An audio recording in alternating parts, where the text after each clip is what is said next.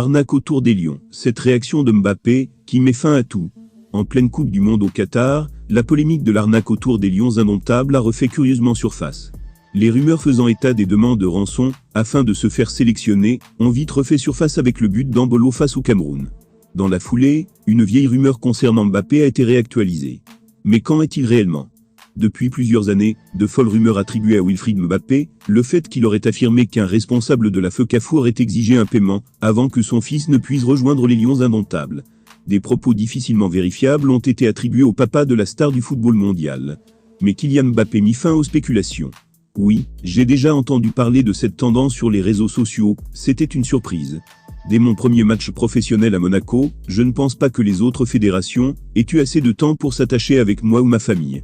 Pas celle de l'Algérie, pas celle du Cameroun. J'ai intégré l'équipe de France si vite, a déclaré le champion du monde 2018. Quelle est la source de ces informations sur les réseaux sociaux ? C'est malheureux quand des personnes mal intentionnées tentent de ternir notre image. Les footballeurs sont des modèles pour les enfants, nous ne parlons donc pas négligemment. Parfois, des personnes qui n'ont pas le mandat de parler, pour nous génèrent et diffusent toutes sortes d'informations sans jamais avoir de discussion avec nous, a-t-il déclaré. Tranché pour André Onana, il reviendra jouer pour l'équipe.